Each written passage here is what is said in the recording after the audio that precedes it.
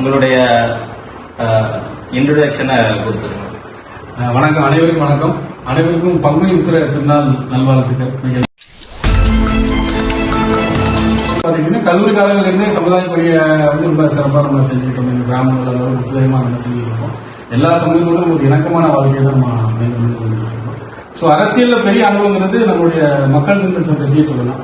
So அதில் நம்ம நாங்கள் அண்ணன் ராமச்சந்திரன் சீட் கொடுக்கறதுனால நம்ம பாம்பேல வேலை பார்த்துக்கிட்ட வேலையை ரிசைன் பண்ணிட்டு கூட நம்ம வந்து தேர்தல் பண்ணியாடணும். நாங்கள் துரதிருஷ்டவசமாக குறைஞ்ச ஓட்டில் நம்ம தோல்வி அடைஞ்சோம். அது ஒட்டுமொத்த யாதவ சமுதாயத்துக்கும் ஒரு பெரிய பின்னடைவாக தான் இருந்துன்னு சொன்னால் அதுக்கப்புறம் காலங்கள் தமிழ்நாடு யாதவ சபையில் சேர்ந்து பயணிச்சோம். சமாஜ்வாடி கட்சியில் மாநில இளைஞரணி பொதுச்செயலாளராக இருந்தோம். அடுத்து பார்த்துக்கிட்டிங்கன்னா இப்போ தமிழ்நாடு யாதவ சபையோட ஊடக பிரிவு செயலாளர், மாநில ஊடக பிரிவு செயலாளராக இருக்காங்க.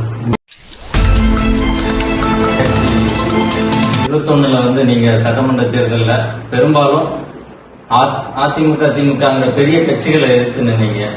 ஸோ அதனுடைய தாக்கம் அவங்களுக்கு களத்துல எந்த விதத்துல இருந்துச்சு? 2021 சட்டமன்ற தேர்தலில் வந்து நம்மளுடைய அந்த போட்டின்றது ஒரு பெருசா பேசப்பட்டது. கிராமங்கள்ல ஏதாவது பேமெண்ட் வாங்கிக்கிறீங்களா, தேர்தலில் இருந்து வாபஸ் வாங்கிக்கிறீங்கன்னு சொன்னாங்க. பதிவில் கூட அதை போட்டிருந்தேன்.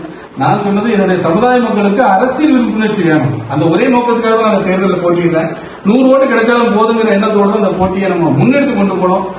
அந்த வகையில ராதாபுரம் சட்டமன்ற தொகுதி மக்கள், நம்மளுடைய சமுதாய மக்கள் கொடுத்த ஆதரவுங்கிறது என் வாழ்க்கையில என்றைக்குமே மறக்க முடியாத ஒரு நிகழ்வு தான். அப்போ களத்துல வந்து நீங்க ஒரு எதிர்கட்சிகள் எல்லா ஆளுங்கட்சி எல்லாத்துக்குமே ஒரு பெரிய பயத்தை உருவாக்கி இருக்கீங்க.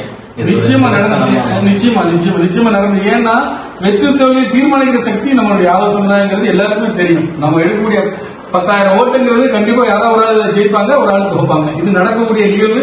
அப்ப சரியான நேரத்தில் தான் நீங்க தேர்தல் கண்டிருக்கீங்கன்னு மக்கள் எல்லாருமே சொன்னாங்க.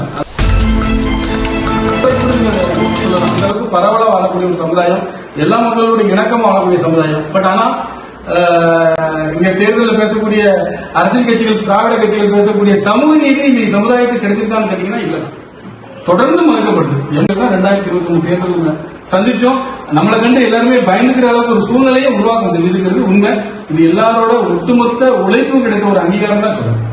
கண்டிப்பா அந்த 2021 கடந்த சட்டமன்ற தேர்தலில் வந்து நீங்க ஒரு பயத்தை ஏற்படுத்தினீங்க. அதன் தாக்கத்துல வந்து திமுக வந்து அதிகமா பாதிச்சுன்னு எல்லாரும் பரவாயில்ல பேசிக்கிட்டாங்க.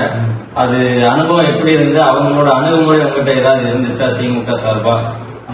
இல்ல அவங்க என்ன மாதிரி யாதவர்கள் ஓட்டெல்லாம் கவர் பண்ண முயற்சி பண்ணாங்க?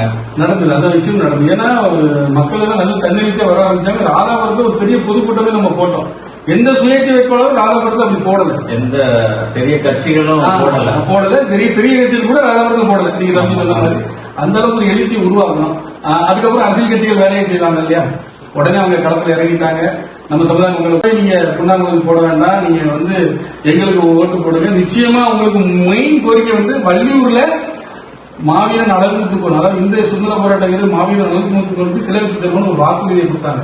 இந்த வாக்குறுதி அன்னைக்கு மட்டும் கொடுக்கல, 2019 திமுக சார்பில் ஞானதேவி என்னாச்சு நிற்கும் போதும் வள்ளியூர்ல ஒரு மண்டபத்தில் மீட்டிங் கூட அதை கொடுத்தாங்க.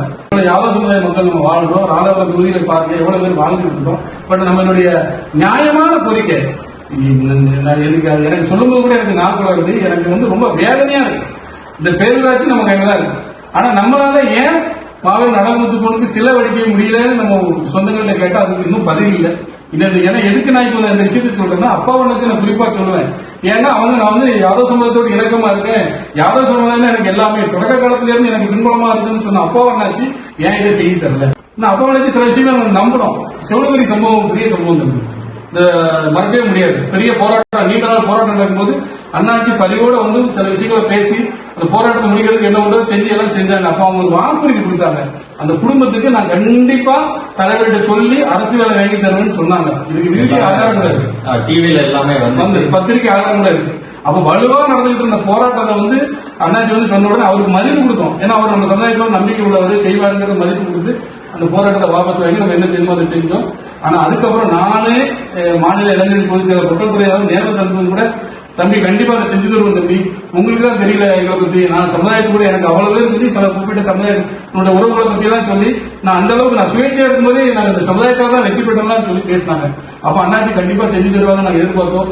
அதுக்கப்புறம் அவங்க வீட்டையும் போய் நம்ம உறவுகள் சந்திச்சாங்க, அவங்க குடும்ப உறுப்பினர்கள் போய் சந்திச்சாங்க. ஆனா இது வரைக்கும் அந்த குடும்பத்துக்கு நீதி கிடைக்கல.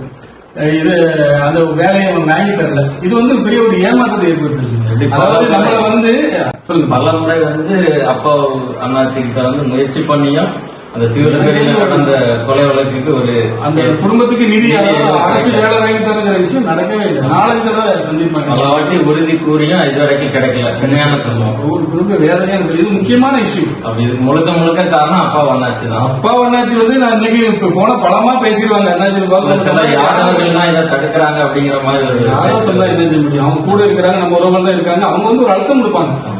ஆனா அவரு தான் அதை செஞ்சு கொடுத்துருக்கு. நம்ம கூட இருக்காங்க, நம்ம நம்பி இருக்கிறாங்க, நமக்கு இவ்வளவு ஓட்டுகளை வாங்கி நம்ம ஜெயிக்க வைக்கிறாங்கிறவங்களுக்கு அங்க செஞ்சு கொடுத்துருந்தாங்கன்னா இன்னைக்கு இந்த பேட்டியை தேவைப்பட்டிருக்கு. கண்டிப்பா அப்படி இது ஒரு பெரிய ஒரு எதிர்ப்பா அப்பா ஒன்னாட்சிக்கு இது அமையும் நிச்சயமா. ஏன்னா இப்ப ஒட்டுமொத்தமா திமுகவுக்கு எதிரான ஒரு மனநிலை இருக்கு. ஏன்னா சமூக நீதி பேசுற திமுக ராமநாதபுரத்தை ஒரு தொகுதி கொடுத்திருக்காங்க, சிவகங்கையில் ஒரு தொகுதி. பெரிய ஏற்பண்ணனும் அண்ணன் கண்ணப்பண்ணனும் மட்டும்தான் இந்த சமுதாயம் நினைக்கிறாங்க. ஆனா தமிழகத்துல ஒட்டுமொத்தமா யாருக்கு இருக்கக்கூடிய 234 தொகுதியிலும் பரவலாக வாழக்கூடிய இடம். ஆனா ஒரு அங்கீகாரம் கிடைக்கும்னு நினைச்சோம். ஏன் நாங்குநேரில கூட நம்ம சகோதரர் கிடைக்குன்னு எதிர்பார்த்தோம், திருநெல்வேலியில நம்ம சகோதரர் கிடைக்குன்னு எதிர்பார்த்தோம். ஆனா இதெல்லாம் யார் செஞ்சு தந்திருக்கணும்? சமூக நீதி பேசக்கூடிய சட்டமன்றத்தில் சபாநாயகர் கூட நம்ம அண்ணாச்சி செஞ்சு தந்திருக்கணும். ஆனா அது செய்யலைங்கிறது தான் வேதனை. குறிப்பா அந்த சிவலபுரி சம்பவத்துக்கு பாருங்க, ரொம்ப மன உளைச்சலுக்கு ஆளாகும். உண்மைக்காது இந்த உங்களுக்கு இடையான அதிகார பரவல், மக்களுக்கான இடஒதுக்கீடு எல்லாரும் கிடைக்கணுங்க. எல்லாரும் இந்நாட்டு மன்னர்கள், எல்லாரும் எல்லாருக்குள்ளயும் நல்ல சுதந்திரமா நல்லபடியா வாழ்க்கை வாழ்றதுக்கு தான் நம்மளோட எண்ணம். நிச்சயமா